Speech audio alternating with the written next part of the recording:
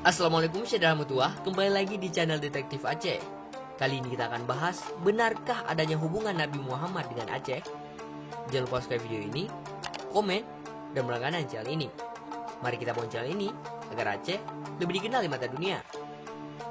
Terkadang ada mukjizat yang Allah turunkan untuk Nabi hanya untuk disaksikan para umat yang hidup di masa beliau, ataupun mukjizat beliau yang dapat dirasakan oleh umat setelahnya. Salah satu dari mukjizat ini adalah kepengetahuan Nabi akan masa depan.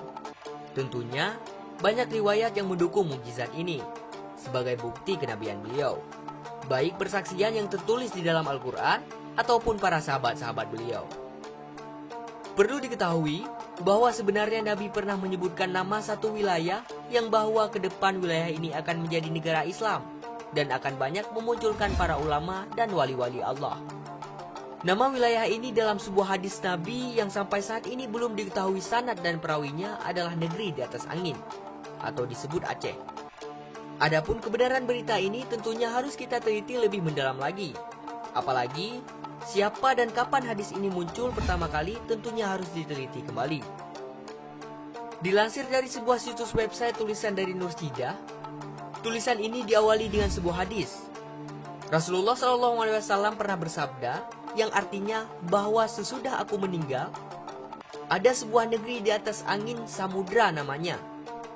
Apabila ada didengar kabar negeri itu, maka kami seluruh engkau menyediakan sebuah kapal membawa perkakas, dan kamu bawa orang dalam negeri itu masuk Islam serta mengucapkan 2 kalimat syahadat.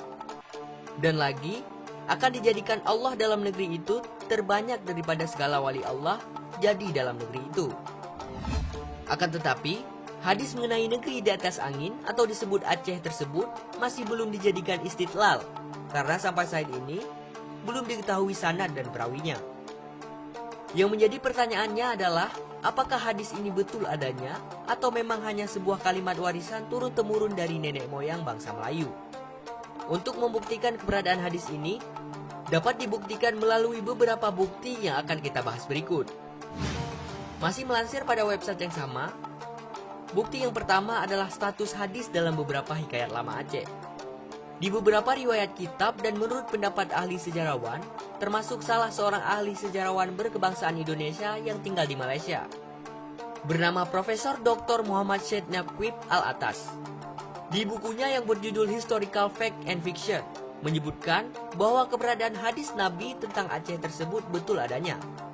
Beliau menemukan hadis ini dari berbagai naskah lama kerajaan Aceh dan Malaysia, yang juga pernah tertuliskan hadis ini di dalamnya.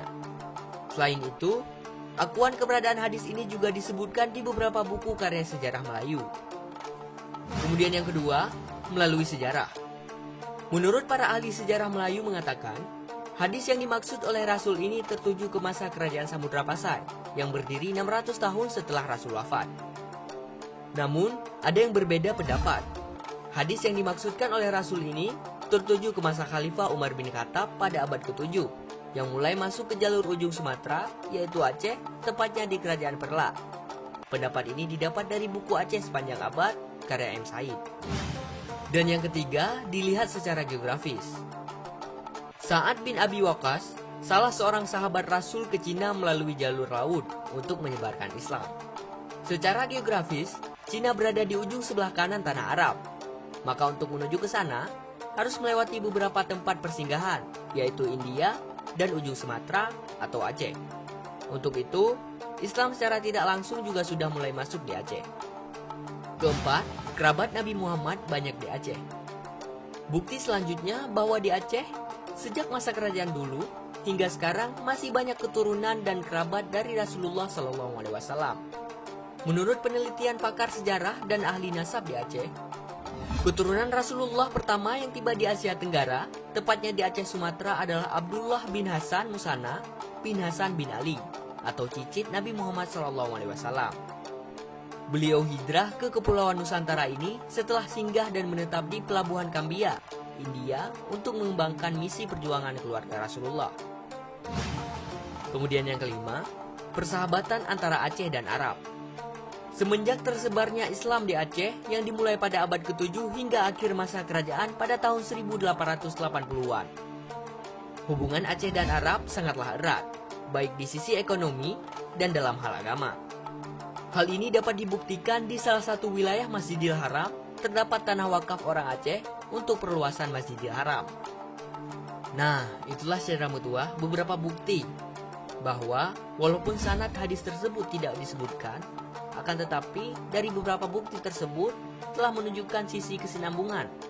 Jika Rasulullah pernah menyebutkan bahwa Aceh ini adalah negara Islam dan tempat di mana banyak para wali dan ulama Allah muncul. Pembahasan kita pada video kali ini dikutip dari beberapa sumber. Jangan lupa subscribe video ini, komen, dan berlangganan channel ini.